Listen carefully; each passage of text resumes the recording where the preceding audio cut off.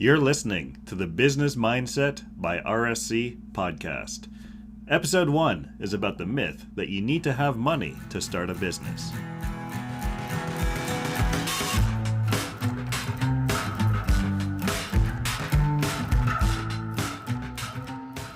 Welcome to the Business Mindset podcast, the most valuable podcast for small to medium-sized business owners.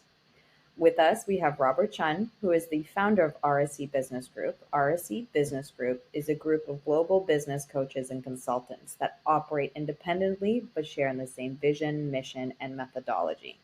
This includes Brandon Ling, who we have present today. He's the founder of RSC Business Group Alpha, and myself, founder of RSC Sales. Our organization combined has more than 100 years of shared experience and collective best practices. All of our work is centered on building organizations that operate with repeatable processes and structures. What this ultimately allows business owners to do is both replace themselves from having to work in their business and grow their businesses. We don't just consult and coach businesses, we are building businesses ourselves. It's a way of life for us. It's something that is a passion for us, and we have dedicated our lives to this expertise because of the difference it makes to our clients, communities, colleagues, everyone's families, and the world when people are creating successful small, medium, and sometimes even large businesses. Having the fundamentals of being able to replace and scale a business is key in being able to control your income, freedom, succession, and sale of any business you build. We want to welcome you to our first episode of an 8-part series where we dive into the world of business myths. And oh boy, do we have some good content for you. Hello, Robert. Hello. Hello, Brandon. Welcome. Hi. Today, the first myth we want to discuss with our audience is the business lie that you need to have capital to start a business. And that is very prominent right now, that you need money to start a business. How true is that? Where is that myth originated from? Does that myth hurt business owners? Robert, take it away. All right. So we live in the world where people spend $300,000 or more or less to open a restaurant, where people borrow millions of dollars to open a car factory or car manufacturing and whatnot. So when we're born and living in this world, we know that to start a business, you need money.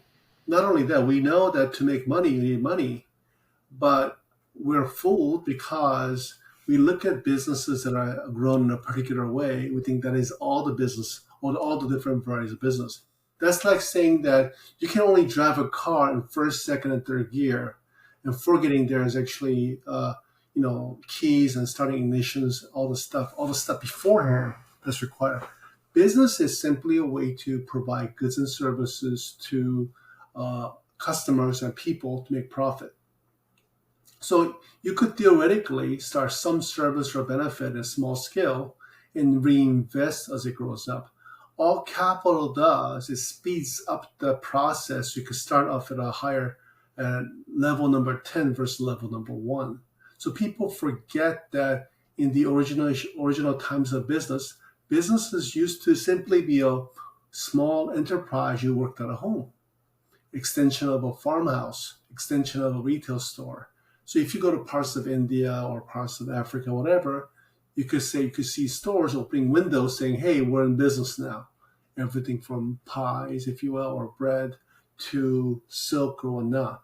It's just that people forgot that because we now live in the cities in modern times, and people forgot what money was. I know all of you listening to this podcast goes, I know what money is. It's the piece of paper or piece of metal or electronic transaction that shows up through PayPal, Venmo, and Visa, MasterCard, American Express. Currencies, dollars, yens, and yuan. I know what money is. What people understand what the money represents. It represents a promise or request you made between yourself and somebody else that's being turned into reality. But originally everything started off as a barter. I give you a couple of sheep, male and female, for a couple of chickens, hen and rooster. But they were not buying hens and rooster. They're buying eggs every morning. They were not buying sheep that are getting wool for the winter time, right? So what people were trading was a future based upon the promises, and they sold back and forth stocks to make things happen. So that is the origin of the business, and the business does not require money to start. It only requires that you can make a promise, or keep a promise, or accept a request, or have somebody else make a promise in exchange for goods and services, for a tracking device. Money, believe it or not, is a tracking device of value. That's all it is. So just want you to know. So what I'll let you know, break apart is a point of view that you cannot start a business without money. You can always serve someone. You can always give goods and service to someone in exchange for things. And also know that money doesn't have to be a money, like a piece of paper. It can be trade or barter or goods. Some parts of the world, money is bars of tea or bars of gold or silver, but they're just values in exchange that can last over time. So don't be afraid to start a business. And anything can be a business as long as you and somebody else agree there's a value for it. Mm-hmm. Okay? Hopefully that will help for today. Any questions about that or any comments? That's a great point. I love the way that you taught business, Robert, because I find, okay, so in real estate, right, you need capital in order to buy a house, to have a rental property, to kind of enter the real estate market. I'm sure with partnerships or things like that, maybe you could, but I would say that predominantly, if you want to play that game, you need capital. Or you could have lots of promises. Let me give an example. You could go to all of your friends and say, look, down the road, I'd like to borrow from you $5,000, $10,000 each. I repay you back at this interest.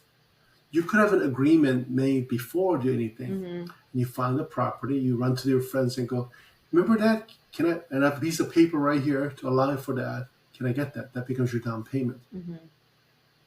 And then also you could, if you have a good credit, you built over the months and years. So it's not the money, it's the backings of people before you buy the house, mm-hmm. and the deals you make. Or you could go to a person who owns a home and says, you know what, I'd like to buy the property, but I don't have any down payment. Mm-hmm. But will you allow me to pay for your little bit of rent and a little extra that we call the principal? Mm-hmm. And when that principal reaches a certain number, can I buy it from you? Can I have a contract for that? Mm-hmm. So you can finance the house, which in any different ways. So financing means making a promise because you cannot keep original promise, by the way. That's what it means in English. But nobody learns the words. So they don't learn to finance things. When a Wimpy said to Popeye, I'll pay you $2 tomorrow for a hamburger today for $1. That's called financing. When you go to a bank and says, I'll pay you 6%, 8%, 9% interest per year for 30 years, so you give me the money to buy a house, that's called financing. Mm-hmm. Yes. Whether you're getting a car or a house. So all that is a promise and request of borrowing materials that represents promise and request. Yeah, real estate's interesting because of the flexibility around what can be done. So another way, what some people do sometimes when they want to get into real estate, but they don't have any capital of their own, and let's say they, for some reason, they don't want to go out and borrow money or raise money from others, they could do something called wholesaling, where they're really just a middle person who negotiates contracts. And so, for example, they go find someone who's going to sell their home, or they negotiate a price to buy the home at. Then they go find somebody else who's willing to buy the house, and they say, hey, I've already negotiated the price. These are the terms. Here's a price. And they assign the deal over to the person with money. And they get a fee in between. So all they are really negotiators, but they first sign the contract, which is a promise. Then they go find somebody else to say, hey, will you take over my contract? It's amazing. Request you take over. Do you even need a real estate license for that? Nope. Should we be? Oh my God.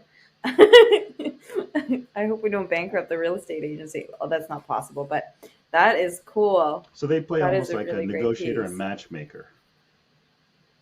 Wow, that's fascinating.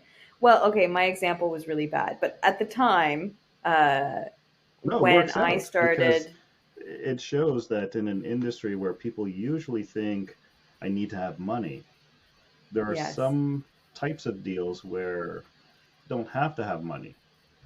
Now, you can't mm, necessarily do wholesaling or the what Robert mentioned with every property or with anybody mm, because it is sort of like matchmaking. Only certain people want those types of deals. yeah. Um, the reason I think that I use that example and I've been proven wrong and it's just so awesome. At the time when I started RSC sales, I had already declared bankruptcy, so my credit was terrible, so I couldn't enter the real estate market. I couldn't buy stocks, so there's like so many games that were not available to me of making money. But the one game that was available is making and keeping promises. Selling my skills, which I had and I was able to do to create a company. So, that's why I definitely disagree with this myth where you need capital in order to do it.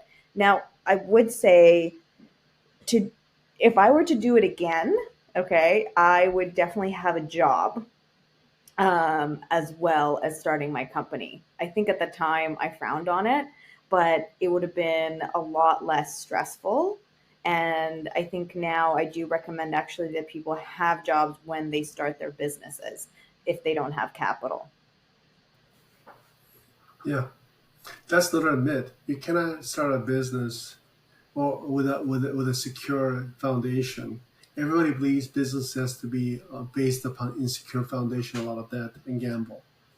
But that's not the way it used to be. If you have a regular job, part time, full time, you're part of a family unit, you can work more hours and build businesses.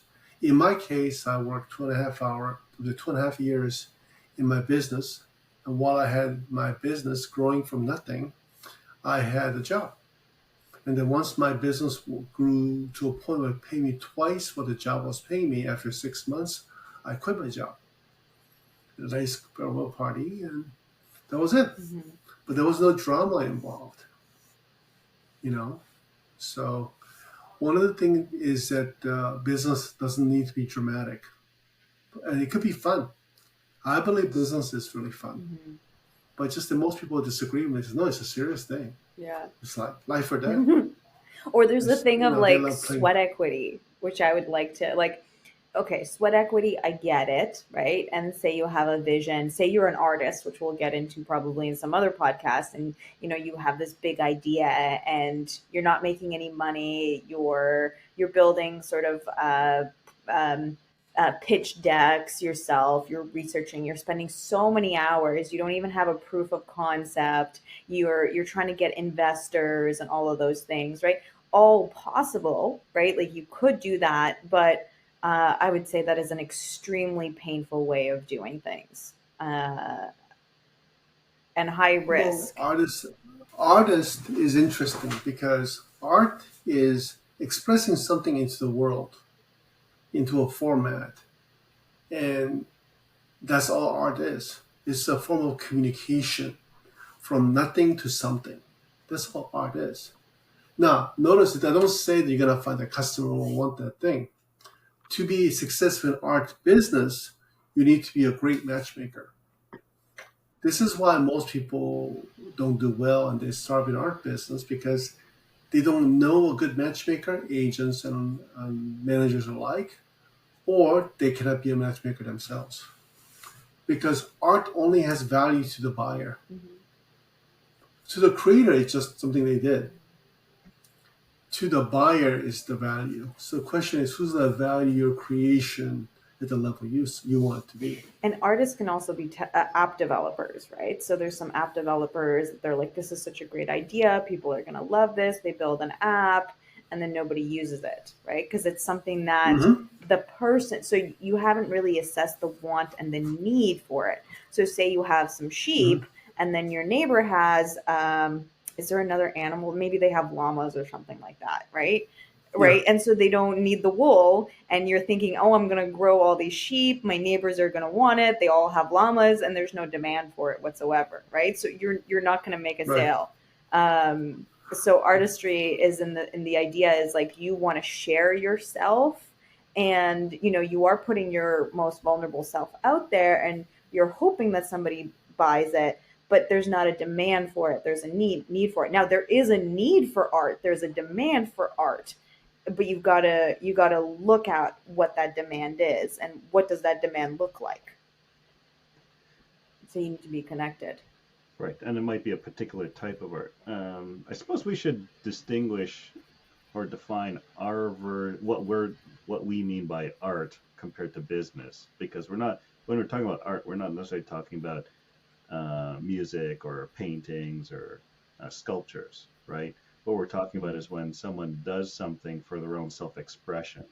They haven't identified, Mm-hmm. let's say, a market out there or a group of potential customers who need and want something. They just decide, hey, you know what? I love doing this thing, this activity, or producing this product or Mm-hmm. service, and so I'm good at it, so I'm gonna do it and then try to sell it. And then they find out Right. that there may or may not be a market for it, or they might have to hunt around to find a market for it. Right. I could be the best spaghetti maker in the world, but if nobody's hungry, I cannot sell it. Mm-hmm. I Absolutely. can say it's worth $1,000 because it's such an amazing spaghetti. It's like a 5-star restaurant quality, but until they taste it, they won't know. Yes. Yeah. And I think these Yeah. two myths go in tandem. No, you don't need capital to start a business. No, you can't just start a business on a whim. There needs to be some sort of promise made. So I would say there needs to be a demand for something, a need for something, a want for something. So that should be identified first. So say you have a particular skill that you want to share, you know, talk to people and let them know that you're offering this skill and see who is interested and how. So I had a particular skill of sales, but how were people going to purchase that and apply it to their business required a lot of conversation as well. So Right. there's quite a few steps in identifying what people want and need and what they're willing to pay for. So that all is in the nitty gritty of the conversation, but I didn't need capital to start that. Right. Also, another thing about business is this: you need to make sure there's more than those people, because once they're done with your need, they don't need you anymore. So you're like, oh my God, it's really great business, but 2 years later it goes out of business. Why? Because the need got met. Hmm. Hmm. I make the greatest glass slipper in the world, It never but after breaks. Cinderella, Yeah. it never breaks. Totally.